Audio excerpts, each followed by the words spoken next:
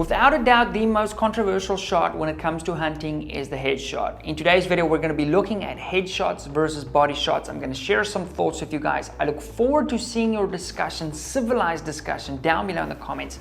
My name is Pete. This is Impact Shooting. This video is going to be a literal cracker. Let's go.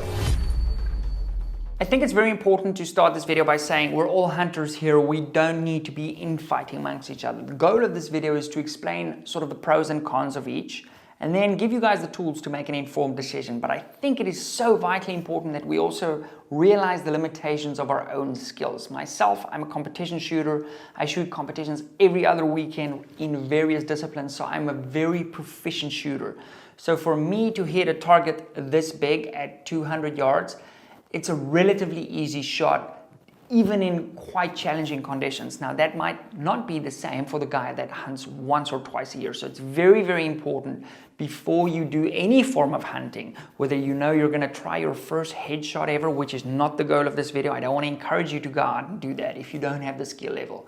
Even if you're gonna go out on your first hunt ever, you need to know what your limitations are. Set up some steel at distance or paper of the size of your sort of kill zone that you have on that animal, and make sure you can repeatedly hit that with your first shot in various different conditions. Now, I find myself in a camp where I like shooting headshots just because I like the animal to go down instantly where it is standing. It's not running around for 30 seconds hemorrhaging blood, because I don't think that that could be a very pleasurable experience for the animal. And I do not know what the consequences are with the meat, you know, that adrenaline being pumped through that animal right before it dies. I do not know what the consequences of that is. So over the last 7 years while I've been hunting, for every body shot that I've taken, I've probably taken at least 5 headshots. I always try and take a headshot when that opportunity presents itself, just because I do not like seeing the animal running away. I hate tracking them. I always have this feeling in my stomach that we're not going to be able to find them. So that's why I like shooting headshots. Now, have I lost an animal shooting a headshot? Yes, I have. And it's bound to happen at some point in time. Now, have I lost an animal shooting a body shot? Yes, I have. In fact, on my very last hunt, myself and my partner both lost animals at 250 yards. That would have been easy headshots for both of us, but we decided we're sort of haven't hunted in a while, we're gonna go for the body shots, and the shots were perfect. And we didn't find them because they disappeared into the bush, and we spent hours tracking them with dogs and everything, and we just couldn't locate them. So I guess what I'm trying to say here is I've shot way more headshots in my life, okay? And I've lost a headshot animal and I've lost a body shot animal. And what I've also found with the body shots when they're running, especially here in South Africa where we have these big herds of animals, is that if they can still see the herd, they're gonna try keep up with that herd, and they'll probably run way further when wounded than a sort of solo animal that you shoot by itself. He's just gonna find the nearest bush and kind of go expire there. And I think that is why we lost these 2 impala on our recent hunt, because they try to keep up with the herd and it sort of pulled them along, if you will. From a shot placement point of view, obviously the headshot is a much smaller target. You need to know the anatomy of the animal, even whether you're going for a headshot or a body shot where you have, you know, you've got the heart, you've got the lungs, you've got a way bigger target. But as I started this video off with, it is vitally important to know your limitations. Go out, test your gear. Now, something I often see in the videos is like, how can you possibly miss with a rifle like that? Because we, you know, hunt with essentially chassis rifles. Now, this is your grandpa's CZ457, okay? A very old little classic rifle. I've just breathed some new life into it by dropping it in this LSS rimfire chassis from today's sponsor of the video, MDT Sporting Goods. Now, this just gives me a little bit of modularity for this. I'm actually gonna shoot a rimfire competition this coming weekend. So I've got this puppy out, had to dust it off because I haven't used it in a while. And I really find the rimfire is such a nice way to get trigger time without breaking the bank of like center fire shooting, running a little suppressor on the front here so it's super quiet. We're gonna have a great day out. My wife's gonna come with, my daughter's gonna come with, and it's gonna be her first intro to sports shooting at 4 years old. And hopefully one day, if she's interested, I'll take her hunting with me. But yeah, guys, if you're looking to breathe some new life into some of your old equipment, head on over to mdttack.com to shop a wide variety of chassis systems and accessories like the SkyPod and all the other bits and bobs that I've got on this rifle. If you want to step up your shooting game, there is no better place to learn your equipment and improve your skills like going to shoot a competition. Now, trust me, a lot of you guys, especially if you're proud hunters, you've been hunting your whole life, probably got a bit of a, I don't really want to go to this competition because I don't know how I'm going to do. Now, here's the kicker. You're probably not going to do very well, but that's good because it's going to show you the weaknesses in your game. It's going to allow you to learn new skills and improve your craft. And that, for me, is why I actually started shooting competitions initially. Because believe it or not, the very first animal that I ever shot in my life, my dad told me to go for a headshot, okay? I shot the springbuck in its jaw and we never found it. And that was my experience hunting as a 7-year-old for the first time. It was horrific.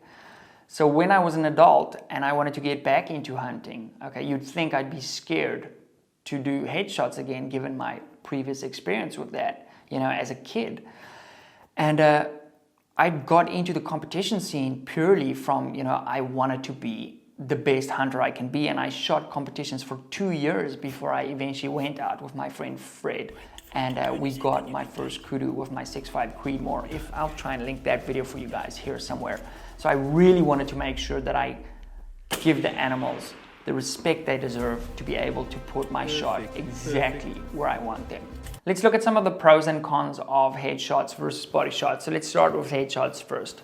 Pro number 1, a well-placed headshot can result in a quick and humane kill. A successful headshot drops the animal in its tracks. If you've spotted your animal correctly and you know what it is, usually it's close enough where you're 100% guaranteed of recovering that animal. Headshots also eliminate meat damage. I'm never going to eat the head of my animal, so therefore it is the easiest decision for me to make when the animal's at an effective range to take that headshot, because when you're gutting and cleaning up your own animals and you see what body shots sometimes do, it's heartbreaking for me to dispose of that much meat. Some might argue headshots are also the most humane way to kill an animal due to the fact that they're instantly expired. Now, it's not all sunshine and roses. Headshots also have its cons. Headshots are generally a much smaller target to hit, and the shooter needs to be very precise. There's a high risk of wounding an animal. A poorly placed headshot can result in non-lethal injuries, which is obviously not what we want. Executing successful headshots require a high level of marksmanship and a great understanding of the animal's anatomy.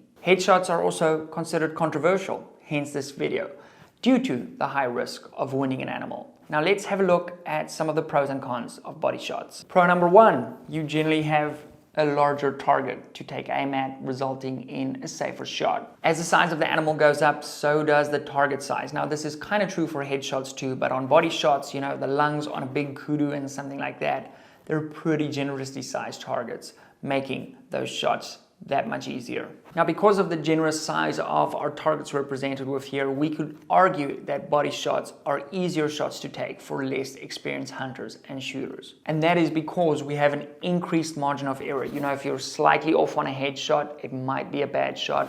Whereas if you're slightly off on a body shot, you're still going to hit vital organs. Now, as with headshots, body shots also have its cons. A poor placed body shot is also going to result in a less than lethal injury, making the recovery very, very difficult. Sometimes I've also found with body shots, the animal does not bleed that much.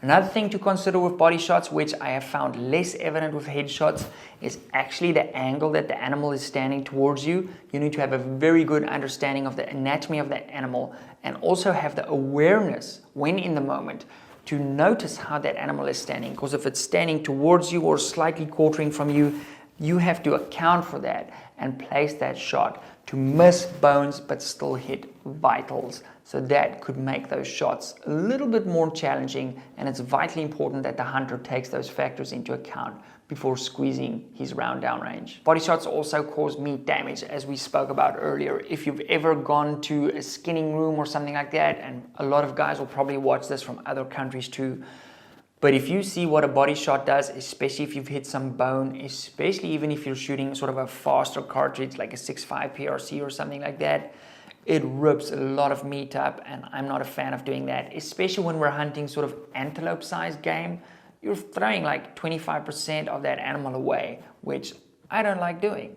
Then there's also the ethical dilemma. You know, even for myself, when I video hunts and we shoot body shots, I don't necessarily know what the education level is of the consumer watching this. While I know the shot is good, but the animal's running around there for 45 seconds while it's bleeding into its lungs and effectively drowning in its own blood. From an ethical point of view, it is like a bit of an iffy thing, as I spoke about earlier, whereas on the headshot front, doof, it's gone. Again, that option's not always there. Now, it's very important that when we're shooting these headshots, it's generally not on larger antelope, just because they would generally be smarter and further away. It's usually springbok, you know, impala type animal within 250 odd yards. Sometimes the cameras does make it look way further. In fact, I ran into somebody last weekend and they were telling me how I was shooting animals at like 1 kilometer, and I was like, that wasn't me, buddy. Anyway, so guys, that's sort of a summary of headshots. I see often on my headshot videos that there are some controversial comments people don't really understand. So I thought, hey, let me put together this video. Let's have a look at some of the pros and cons. But I think it's vitally important, again, and I'm going to end the video with that. We're all hunters here. We're all in this together. We do not need infighting amongst each other. Our opinions can differ from each other without fighting with each other. So that is vitally important. So I look forward to reading your civilized discussion down below in the comments. If you want to see some headshot videos, I will link a headshot video for you over here. And if you want to see a body shot video, I will leave a body shot video over here. Thank you very much for watching. I'll see you guys in the next video.